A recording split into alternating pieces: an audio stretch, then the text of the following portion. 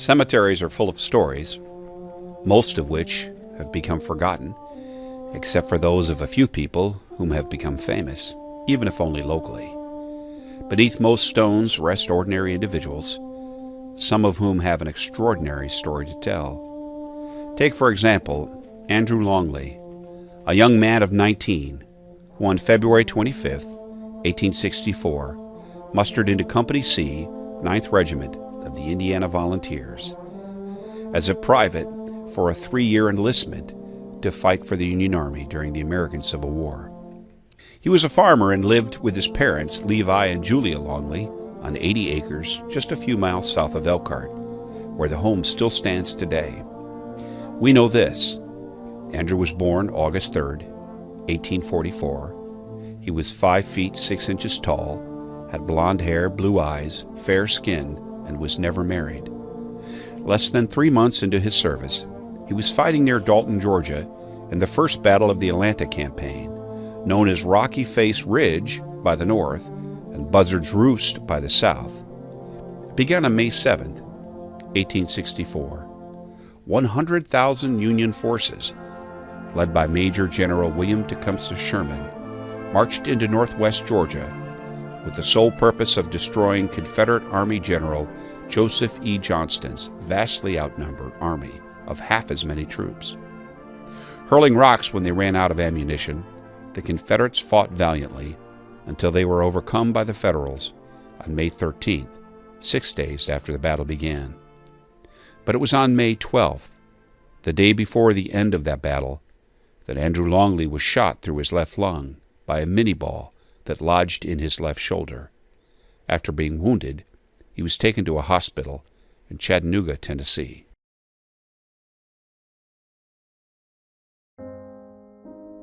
In Chattanooga, the hospital chaplain sent a letter to Andrew's parents, May 16, 1864. Mr. Levi Longley, Dear Sir, your son Andrew is a patient at this hospital. He was wounded late in the battle at Rocky Face Ridge. He was wounded in the left shoulder. The ball, I think, is still in the shoulder. There was no fracture. It is simply a flesh wound. He is doing remarkably fine, is in good cheer and fine spirits. He has good nurses and a skillful surgeon. And by God's blessing, we'll get along well. Respectfully and truly, R.F. Delore, Chaplain. In Chattanooga, Andrew Longley sent a letter home to his parents, May 23, 1864. Dear Father and Mother, I am thankful to say that I can write a few lines to let you know that I'm gaining very fast. I feel tolerable easy today. I think I'll go to Nashville in a few days. I was wounded the 12th of this month at Buzzard Roost. He hit me in the left shoulder.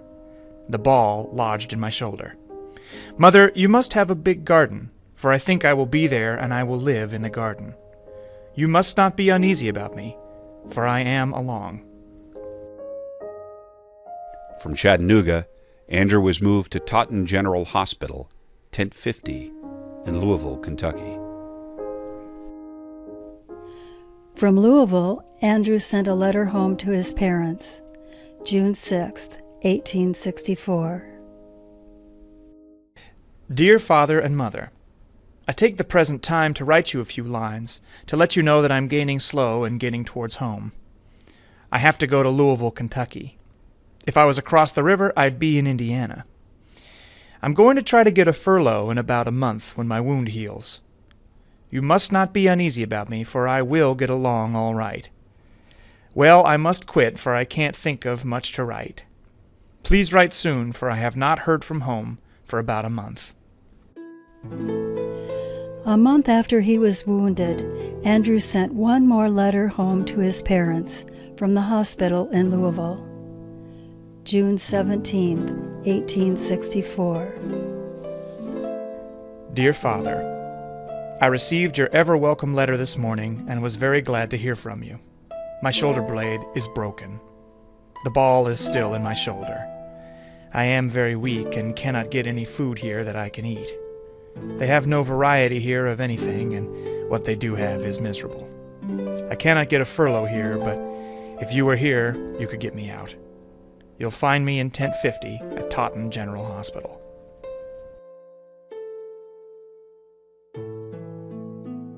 Western Union Telegraph Company to Levi Longley, Elkhart, Indiana, from Louisville, Kentucky, June 21st, 1864. Very dangerous. Can't be moved. May not live more than 3 days.